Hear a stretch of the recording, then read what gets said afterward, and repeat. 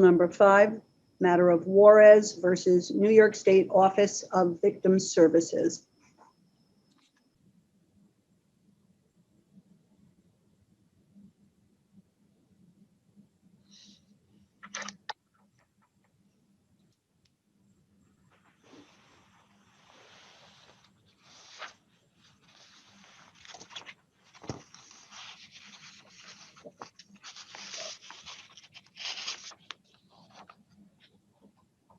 Good afternoon, Counsel. In the matter of Juarez versus New York State Office of Victim Services, Counsel?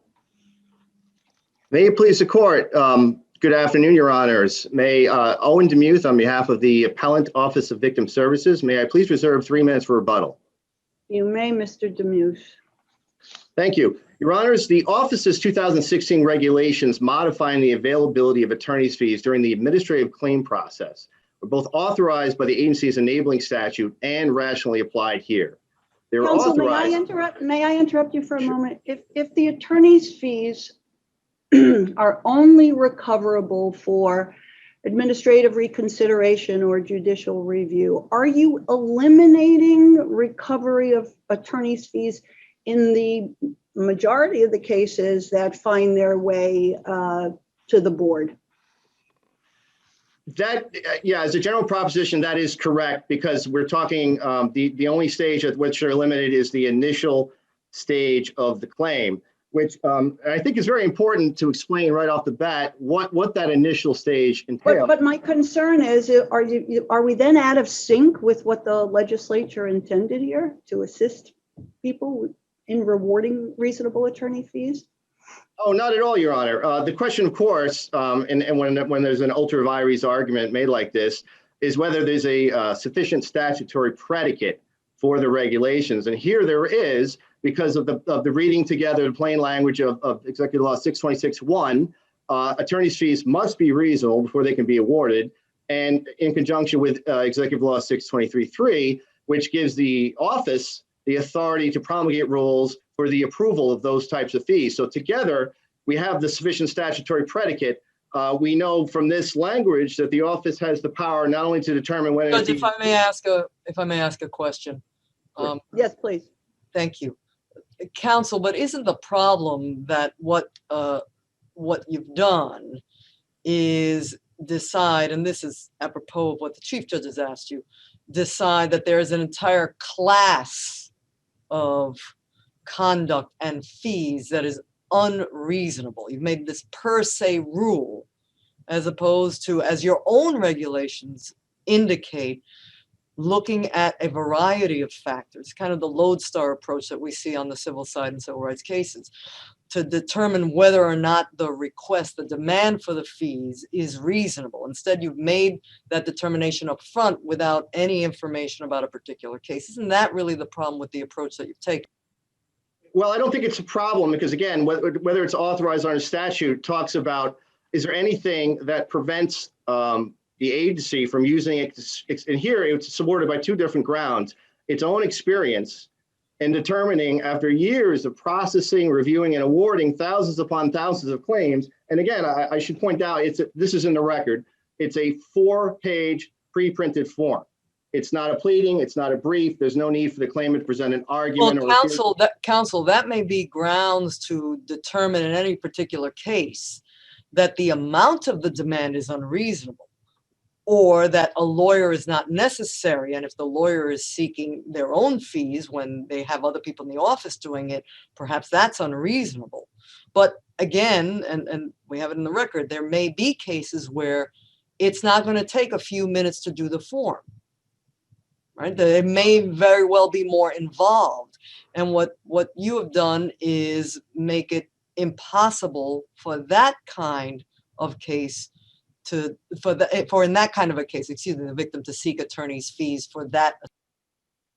Right, but they didn't just come up with this pull this out of the air. They did it based on agency experience, which does count, and which, consistent with this court's line of precedent, can justify the regulations with a sufficient. Why can't you just take it to the legislature? It seems to be a policy choice. Why doesn't it go to the legislature as a third department mentioned in its writing? There's no need for it to go to legislature. The authority is right there in the statute. Reasonable attorney's fees, I know you're concerned about, it's true, under the old regime, they reviewed applications on a case-by-case basis. But the important question here, is there anything in the statute that compels, and of course this was the big concern of the third department, compels attorney's fees to be paid at all stages of an attorney representation? Judge, may I ask a question? Sure. Yes, Judge Stein? Mr. DeMuth, would your argument be the same, or would it be as strong if there were not these victim assistance programs throughout the state? And has that changed anything from when the earlier regulations were promulgated? Is that different? It's very different. And I in answer to your first part of your question, I think we would, even if we were just talking about agency experience, and here we have two grounds. We have agency experience and the expertise, which as you just referred to, the office's creation, funding, and training of this extensive statewide network of VAPs. If we just had the experience alone, I think that's enough, given the ultra vires standard. But we do have these victim assistance programs. How many are there? And how many are there, and who pays for them? There are 228 at the moment. They receive funding from both the Federal Victims of Crime Act and also from the state Criminal Justice Improvement Account. And contrary, I know this was one of the affidavits that petitioner submitted states this, but they do not primarily come from general taxpayer funds. They are primarily funded by fees, fines, and surcharges that are paid by persons convicted of federal and state crime. But do they impact how much money is available to go to the victims directly for their expenses reasonably incurred, as the statute says? I'm sorry, do they impact? So does the cost of the VAPs come out of a budget that OVS has that has to be, delegated to either victim direct expenses from the victim, from the crime, versus counsel fees or something else? No, they come from limited sources of funding, the VOCA, which is the federal statute, and they fund not just the VAPs in their capacity of helping to fill out the claim form, but all of the different services that they provide, and they run the gamut across the state. From no, I understand that, but I don't think I'm making myself clear. Is if the money was not spent on the VAPs, would that be more money available to pay attorneys? Or conversely, if more money was paid to attorneys for attorney fees, would there be less money available to go directly to the victims? I think as a general proposition, that is true. The more money that would be paid to attorney's fees would be less money that would essentially go. But there isn't really a funding. May I ask a question? Yes. Yes, Judge Fahey. Thank you. Judge Stein makes a good point, particularly on the policy level, but if we're restricted now to just a pure statutory interpretation of the meanings of the word shall and the meaning of the word may, how do you get around the shall part of your new regulations? I'm sorry. The original regulation says shall grant reasonable attorney's fees. I think it's fair to say that the word reasonable gives some discretion to the agency, as it properly should. But right. Shall grant reasonable attorney's fees means that it hinges not on whether or not a person may use an attorney or an agency, but the shall part takes away all discretion from the agency, and that was the legislative enactment is in the executive law. Where does the agency give the authority to make that shall a may? I don't think that's in conflict. Are you talking about shall as it's used in 626.1? Yeah. Your Honor? Yes. Well, our argument, of course, it's as the third department read it, and as petitioners would like to read it, it just means shall include attorney's fees, just at every stage, even though that's. Well, let me stop you. I'm not arguing that. What I'm saying is I do think you have some discretion as to whether or not the attorney's fees are reasonable. If an attorney came in and charged $500 an hour for this work or tried to get the agency to pay for that, it's patently unreasonable. And no one's going to say that you were acting outside of your specific powers that were set out in the statute. Mhm. But if you were to say they shall not get any because there's a form that they can rely on from another not-for-profit agency, that doesn't seem to be your call under the statute. Well, I respectfully disagree. Why Again, is that? How do you get around the shall?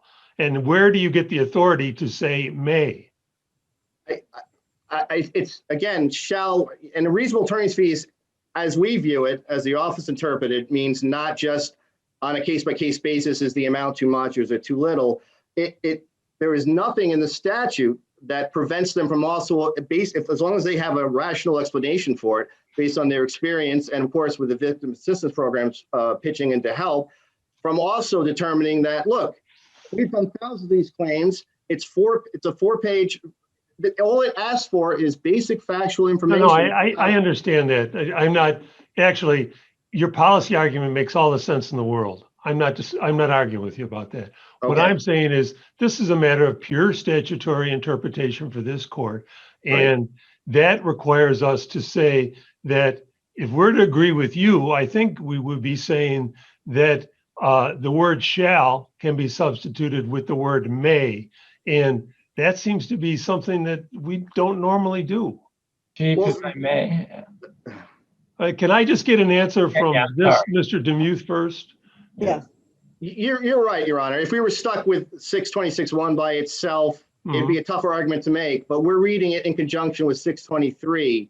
And the fact that there's reasonable attorney's fees and office, you will decide, you will promulgate the regulations when such attorney's fees may be approved. Now this, as we argue, it extends not just to individual claims, which of course was the old regime, but there's nothing in the statute that compels them to impose a categorical limit. And the case law, I think the two cases that we cited in our brief that best support this, even though they don't talk about attorney's fees, they're a different issue, are the Bernstein-Victoria case and the Seghetti v. Ingraham case. In both of those cases, it was a very similar argument. In Seghetti was a department, in Bernstein, it was a Department of Social Services regulation that imposed a flat grant for shelter allowances across uniformly applied within each district across the state.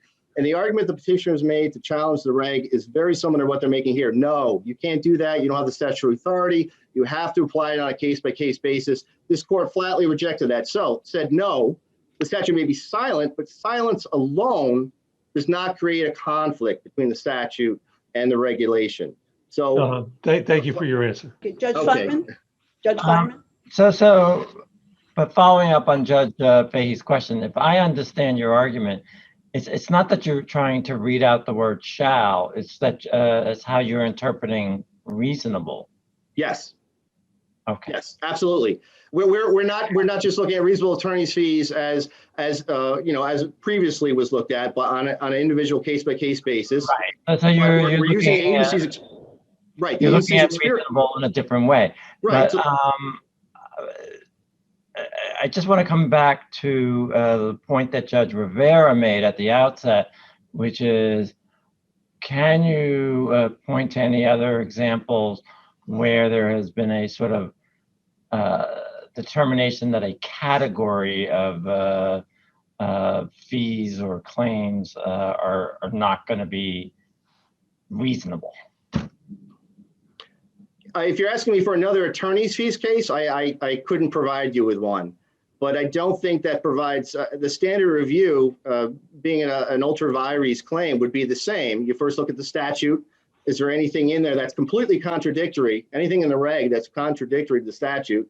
And then having decided that there isn't, you then look and say, well, is there a rational basis? And here we've checked both of those boxes because we have the language. Again, the third department read so much in the fact that it was silent, and they didn't like the fact that there was nothing one way or the other talking about the stages of a claim. But the reality is, and agency experience does count. The reality is they do these claims on a regular basis, and it's been their determination that it simply doesn't require, in general, attorney fees are not awarded for routine clerical tasks. And that's what the completion of this form entails. And to the extent that there's a special claim, a rare claim, a vulnerable claimant who needs extra help, the office specifically contemplated that situation when it created and built up this incredibly successful a network of VAPs. And the third department simply gave short shrift to these VAPs. They simply said, well, they may help in some cases, but for them to determine that they're important in helping with the claim process, Judge, is a if I policy can ask a determination. question, please. Yes, Judge Rivera. Counsel, what percentage of the victim applicants apply by using the VAP? It's quite a lot. Over the last 5 years, it's about 85%, I'm told, of all claims are submitted by victim assistance programs. Not to mention Did I correctly read the annual reports that the main or the largest number of the denials are based on either the failure or the lack of sufficient documentation to support the claim? I think that's correct. They had a breakdown in the report. Does that differ between someone applying by using services at a VAP or a lawyer? Do you know? No, I'm afraid I don't know that. But right, that is the main reason why it's denied. The person, there's not a lot that you can put the claim in first, and I think it's also important to point out this is not like a claim filed against the state. This is not an adversarial process. The office is only interested, especially at the initial stage of the claim, in obtaining information. Chief, I have a question, if I might, on this point. Judge Wilson. Counsel, the way I read your regulation 525.13, it would allow, or it does allow, an applicant whose claim is denied to submit additional evidence. Is that right? That's correct. So in theory, I, an unsophisticated person, could file your 4-page form. My claim might be denied. I could engage counsel. Counsel could provide whatever, counsel deemed was missing, and you would have to reconsider that evidence on the motion. Is that right? That's right. You could put and I could get fees for that. Right. That's the so-called reconsideration stage. And yes, fees are available at that stage. That's that's obviously that's when the hearings take place, if there is one. That no one's saying that you wouldn't an attorney would not be a valuable resource. Chief, may I ask a question? Yes, Judge Garcia. Just quickly, would this regulation pass muster if you had prohibited all fees, including for this reconsideration motion? Would that violate your statutory authorization? I think we'd have a real problem, Your Honor, because the phrase representation before the office contemplates that there would be some kind of proceeding that would be eligible for attorney's fees, in which case here it's reconsideration. So right, I don't think the office could lawfully be a real problem defending that if they cut out fees except for judicial review. Thank you, counsel. Counsel? Yes, Your Honor. George Carpinello, Boyd Schiller Collectioner for the respondents. Your Honor, I think the appellate division got it exactly right when it said that the office has literally rewritten the statute. And we put a chart in our brief that shows how they took words out of the statute and put words in the statute. And I think Judge Rivera is correct when she question posed, I think it was Judge Rivera that said, wouldn't this eliminate the vast majority of claims? And absolutely it would, and counsel conceded as much. At one fell swoop, they're limiting the vast majority of claimants getting attorney's fees, despite the fact that the legislature was very clear that attorney's fees are allowed, reasonable attorney's fees are allowed for representation before the office. Chief, may I ask a question? Yes, Your Honor. Counsel, is this case distinguishable? Judge Feynman, I believe, asked whether there were any other cases of this nature where something was categorically precluded. And I'm wondering if you can distinguish this case from Regan, in which the statute directed the Crime Victims Board to consider all the claimant's financial resources, but the board adopted rules which exempted various resources from consideration. And I believe that was upheld. How is this different from that? Right. Regan's directly on point. Regan, the court said, this court said in Regan, the predecessor of this agency had a statute that says, in order to be qualified for the award, you had to establish financial hardship. And the board said, okay, well, we're going to say we're not including the following categories of income and property and hardship. And the court said, where did you get that from? And the court said, that's not in the statute. You're acting ultra vires because you're changing the definition in the statute for whatever administrative convenience or for whatever reason. You're changing the plain language of the statute. And by the way, there's no deference to the agency in this case, because what we're talking about here is plain English. There's no technical issue here. They're changing the terms of the statute. Well, the term reasonable, would you not agree, might require some expertise in terms of what is reasonable in this scheme, in this reimbursement scheme of this agency. Exactly. So I guess, it's whether you're talking about shall or whether you're talking about reasonable. But if you're talking about reasonable, it seems to me that the expertise of the agency, has some relevance here. Well, 2 points. Number one, the term reasonable chosen by the legislature has some meaning in the law.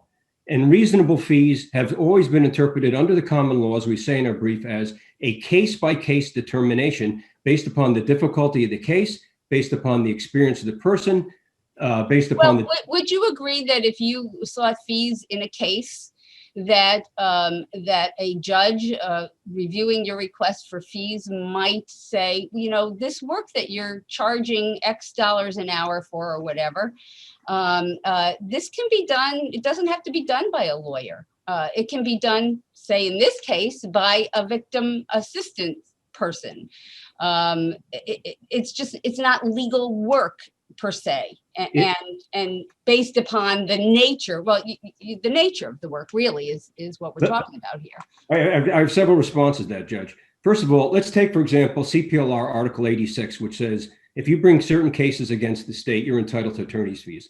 Let's say the administrative board adopted a regulation that said, you know what, election law cases by their very nature are that's not reasonable, because the statute said if it's unjust or the state's position is substantially justified, that begs for an individual determination in these cases.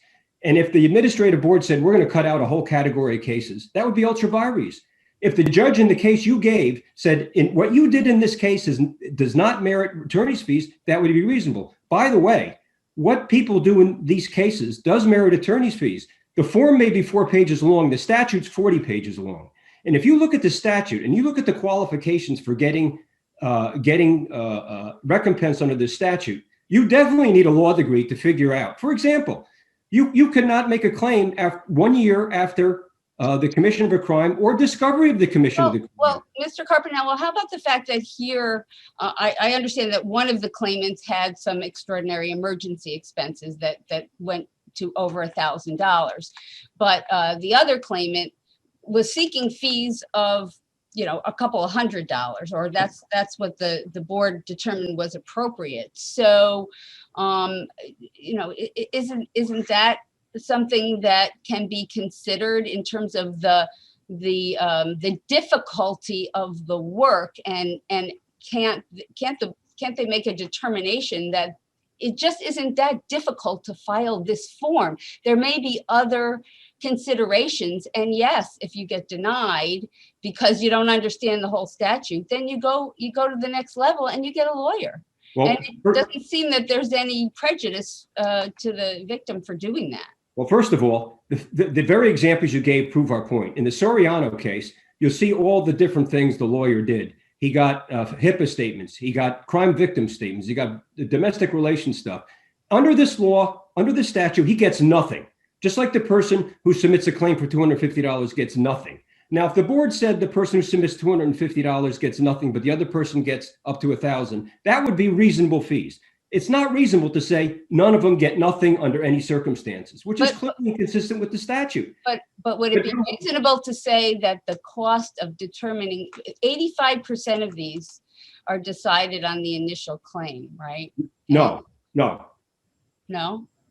What this 85% statistic he gave you was the number of people who go through the VAP, which is, by the way, spectacularly unsuccessful. We cite in our papers the fact that the VAPs, almost every VAP has less than 50% success, some as low as 10, 15% success, and they're getting millions of dollars. In any event, whether the VAPs are there or not is a policy decision for the legislature. Chief, can I ask a question? Chief, Judge Garcia. Counsel, what if the rule were to have been they capped attorney's fees at this stage for $50, $50 cap for filing an application? Would that violate the statute? Absolutely, because the statute says it's 1,000. And by the way, Yeah, but it just says it's 1,000 overall for everything. I mean, what if they said $50 for this initial phase of filing is the cap? there's no statutory authorization for that. If the legislature, But it's not authorization really so much we're talking about here, right? Is this inconsistent? Would that be inconsistent with the authorization they have? yes, because the legislature said two things. Number one, you can get attorney's fees, reasonable attorney's fees, and they said up to $1,000. And by the way, Judge Wilson asked a question about if I lose, can I get an attorney and can I reapply? Yes, but under this regulation, if you lose, you get nothing for attorney's fees. How many attorneys are going to retain a client on a reconsideration where they're going to get zero if they lose? And if they go to the appellate division and they lose, they get zero. I think, counsel, what I'm struggling with here, though, is there does seem to be, I think Judge Fahey was speaking to this earlier, some flexibility built into the language of the statute, a reasonable amount here. And we can disagree on what that means. But I think the court has been hesitant to jump into that dispute or policy call where there's authorization that gives the agency some flexibility. And it seems to me it has to be particularly clear that it's a violation. And once that it's not authorized, and once you accept that and I take your point on reasonableness and the legal definition of reasonableness with respect to fees, but it becomes harder to line draw, I think, for this court once we accept some level of flexibility at the agency level to determine what's reasonable. And I think that's what we're struggling with here. I guess I would respond. Go ahead, Mr. Carpinello. You can. I guess I would respond by saying, how else is the legislature supposed to say that you're entitled to fees up to $1,000? Of course, they're going to limit it to reasonable because they don't want an automatic right to get fees based upon the facts of the individual case. Just like Article 86 says, you get reasonable fees. That doesn't mean you can say there's a whole category of cases. If some judge in New York City said, there's a whole category of cases I'm not going to give any fees to, because as a matter of category, I don't agree with that. Unless you want the legislature to say, when we say $1,000, we mean $1,000. We don't mean you can do this. We don't mean you can do that. The legislative director. Can I follow up with just a point here from Mr. Carpinello? Thank you.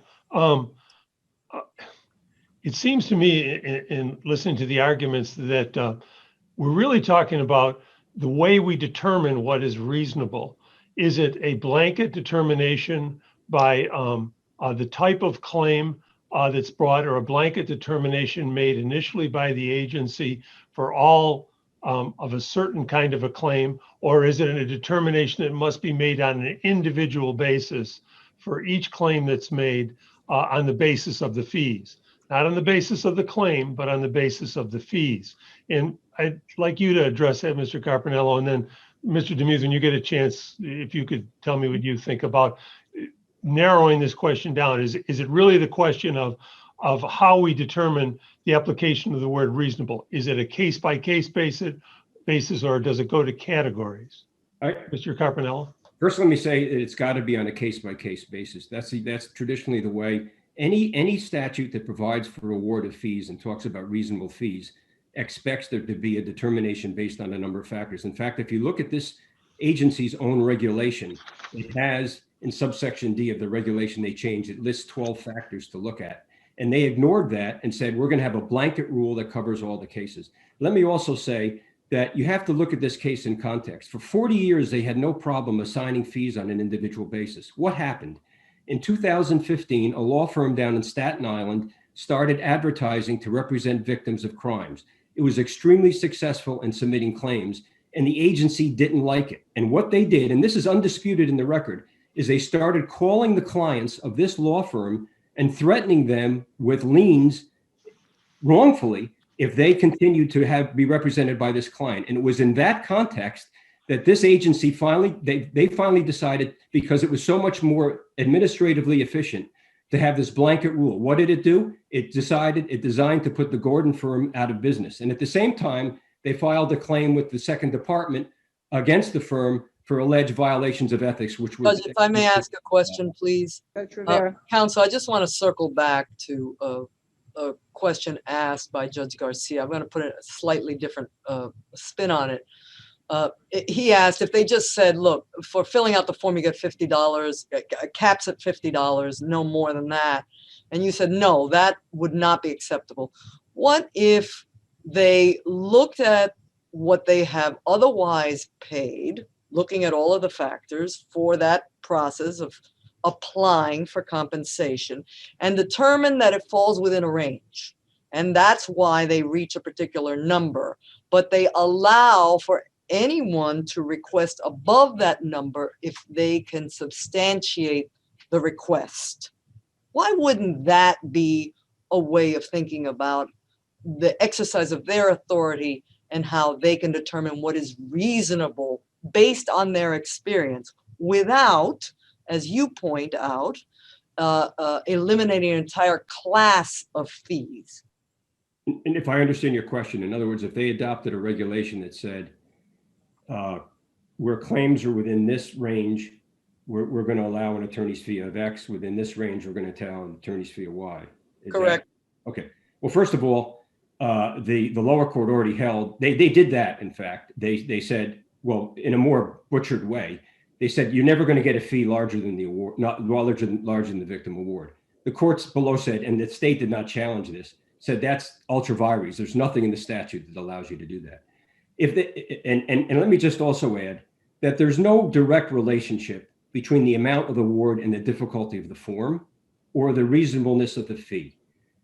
You may vindicate a person's very important rights by getting $250 for their watch, and it may cost the attorney 5 hours to do that or 10 hours to do that. Well, I understood your point before, that whatever one may think about what on its face appears to be the simple, accessible aspects of the form, there is a great deal of work and research that may go behind that to ensure you have properly represented the client. Absolutely. And the fact that a client, if they would do it on their own and was successful, doesn't mean that they were successful at getting the full amount that they could have because they did it on their own. So I understood all of that point, but I am finding it difficult to understand sort of your pushback on this, that if they relied on their experience and expertise to choose a range, but nevertheless allowed an attorney to argue for more if they could show, as you say, look, this took X number of hours because we had to do this and we had to do that.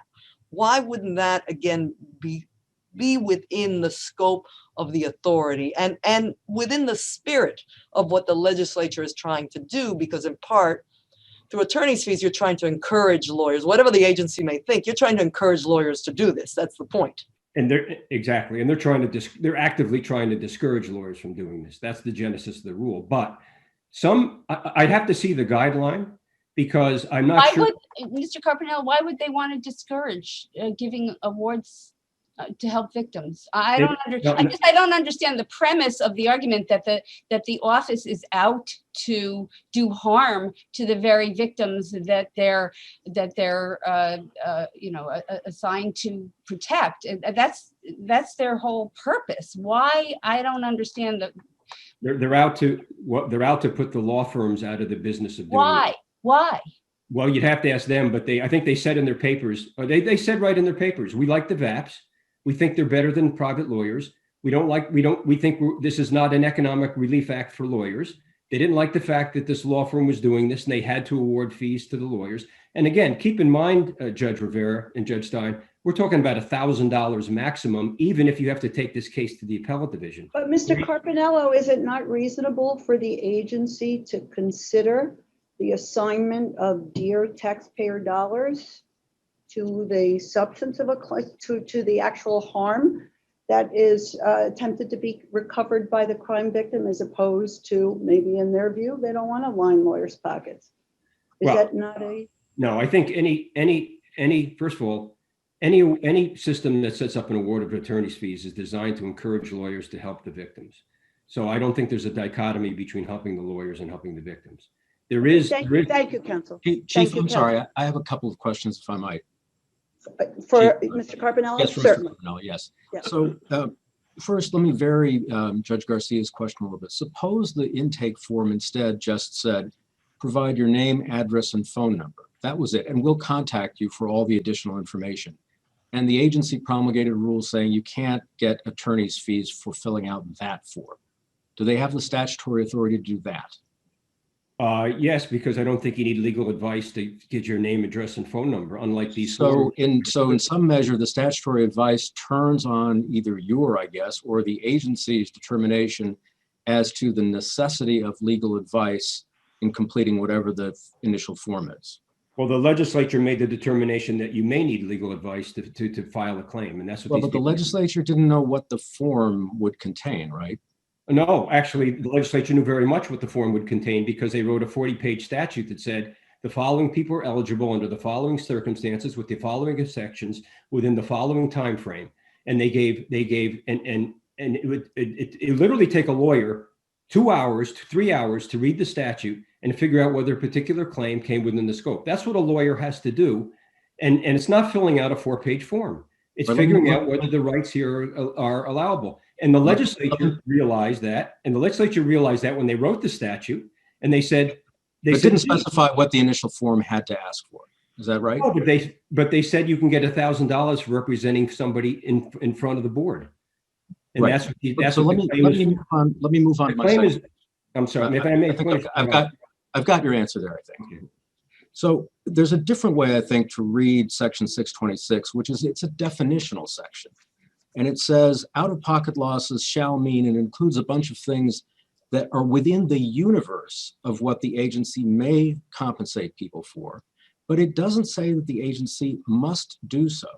And just as an example, instead of focusing on the provision about attorney's fees, there's I guess it's the second sentence says that such expenses or indebtedness shall include the cost resulting from, the cost of counseling for, among other things, guardians of a homicide victim.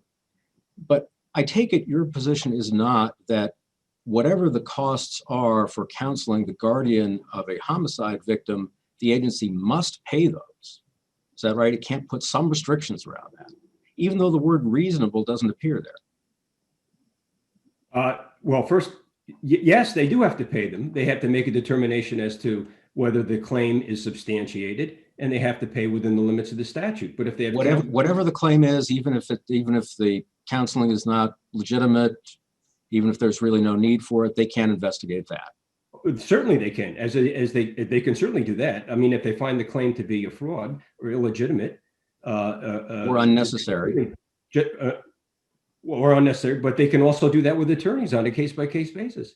But to take your example, it would be illegal for them to say, no counseling fees are going to be awarded unless you go 7 visits to a counselor. Where would you get that in the statute? That's exactly what they're saying here. Could they say no counseling fees for guardians of homicide victims are available for more than 1 year of counseling? Could not. They could not. They could not, because that's exactly my point. They cannot, because if the legislature wanted it to limit to 1 year, they would. And if to take your question, just so I'm clear, the way you read this definitional section is it requires them to operate on a case-by-case basis, not to construct any kind of rule disallowing certain types of claims based on their experience. But yes, they cannot make a per se rule excluding classes of people. That's because, and this court has said that in many, many cases, you cannot create a per se rule to exclude a class or to limit. For example, the statute goes into great detail about the monetary limit for medical expenses, counseling, and the board cannot say we're going to limit it to 10,000. Or to take your example, after 1 year, that would be ultra vires, just like this is ultra vires. Doesn't mean they cannot exercise reasonable judgment in an individual case, which I urge them to do, but they can't exclude a whole class. Thank you, counsel. Mr. DeMuth, and please remain mindful of Judge Fahey's pending question. Yes, I'll start with that. I think you said how to resolve the question. And the question is, and that's where the third department, had the most trouble, is does the statute does reasonable fees in connection with the authority of the office to promulgate rules, does it allow them to cut out an initial stage? And I think under the standard ultra vires review, under, again, the two cases this court has never held that you could never do an exclusionary rule under any circumstances. Obviously, you get skeptical of them, but at least in Bernstein and Seghetti, you upheld those, because what happens is it's basically a two-part analysis. You look at the statute, you look at the reg.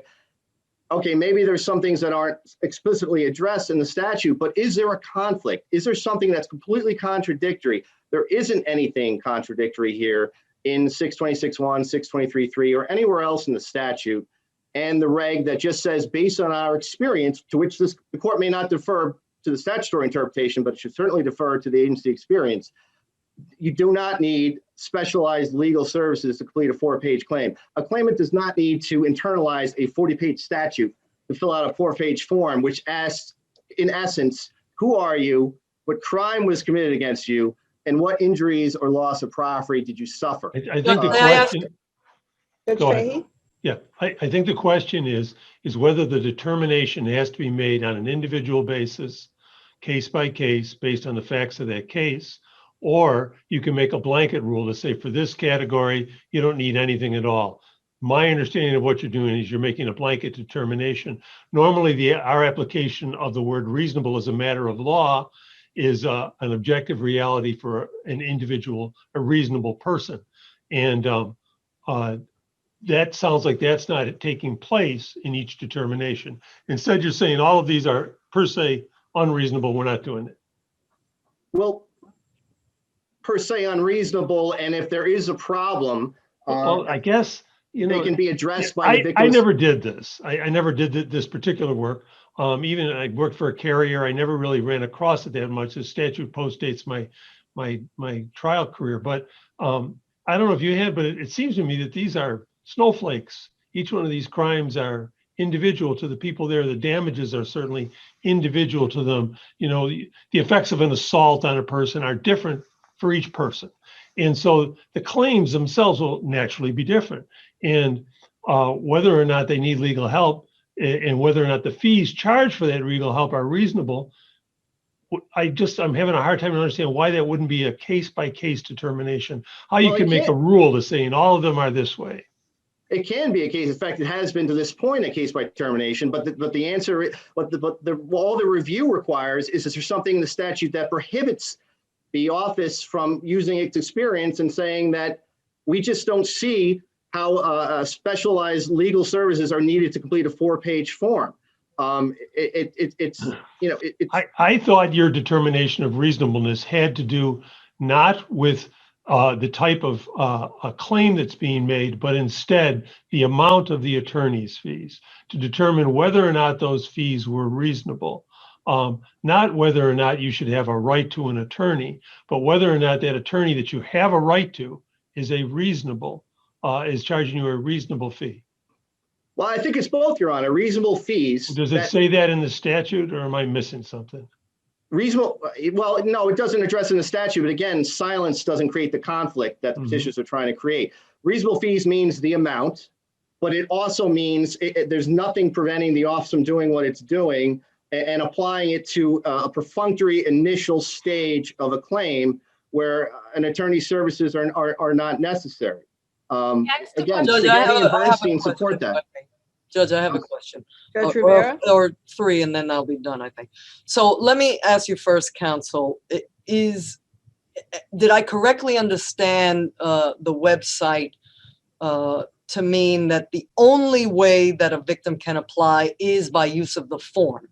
Is that correct? Yes, that's what starts the claim process to fill out, which they can do on the website, and which many do. In fact, one of the petitioners in this so case. that's I got your did answer. fill one. So just to quickly follow up on that. So then if I'm a victim, I go to a lawyer and the lawyer believes that they can make the strongest case and the best demand for what I want is not through the form, but through some other written documentation, you would reject it. Is that correct? I don't know. Again, the office, I think one of the judges I lost you. Can't hear you.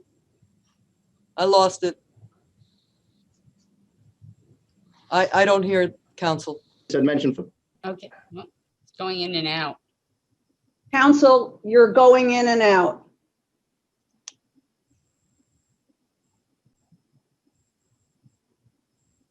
Counsel. We can't hear you. I'm not sure how to, There you Okay, go. you're on. You're Now on. you're back. we're back. I'm sorry, I guess in answer to your question, I don't know what the office would do, but the office is traditionally very flexible. It's not like if a claimant misses information or doesn't provide the police report right away, that they always have an opportunity to submit that documentation. Okay. So if an attorney, no argument needs to be made at the initial stage. It's an information gathering process. But if this attorney decided to do that, I can't really say what the office would do. I don't think it would kick the claim out. So let me ask this. Since I assume, perhaps I'm wrong, you can correct me, that the office has run the numbers and internalized the additional funds necessary so that the VAP personnel, can provide this service. You've worked those numbers, yes?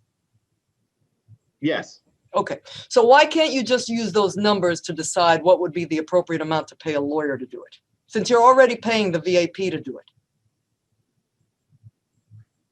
Well, I guess they could, but the question is, that's not really the analysis here. Was it unreasonable to proceed a different route, which is to use that same experience? Yes, but to determine whether or not you have the authority to do that, the office is relying in part on this argument that we have figured out the best way is to have these VAPs that are going to provide many services and not limited to this service. This is but one of the services. And so lawyers are unnecessary for this service because the VAPs are doing that. So all I'm saying is you've worked those numbers, you know what that amount is. If someone chooses to go to a lawyer instead, and they may do that for a variety of reasons, rather than going to a VAP, why should the lawyer not be able to be reimbursed?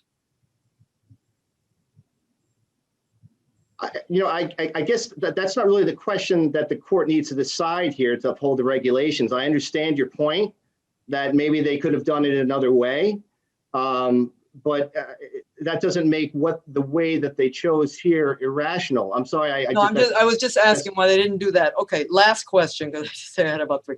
Why not do it in a different way, which would be to have the rule that you have, but to allow an attorney to seek attorney's fees by showing that this is not the run-of-the-mill, what you all in your experience say is the run-of-the-mill. There's no complexity to this.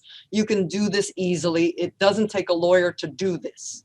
Why not allow lawyers to make that argument? That yes, it did take a lawyer. This is how the lawyer added value to this application.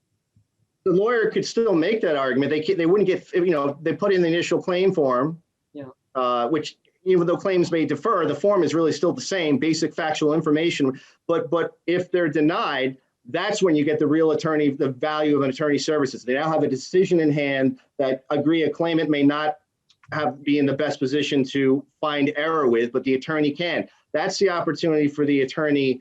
Thank you, counsel. Judge Stein, do you have a final question? Yes, very quick question. Can you just clarify something for me? When it gets to a stage at which the agency has determined that counsel fees are awardable, do you apply the factors that were and continue to be in your regs to determine whether those fees are reasonable?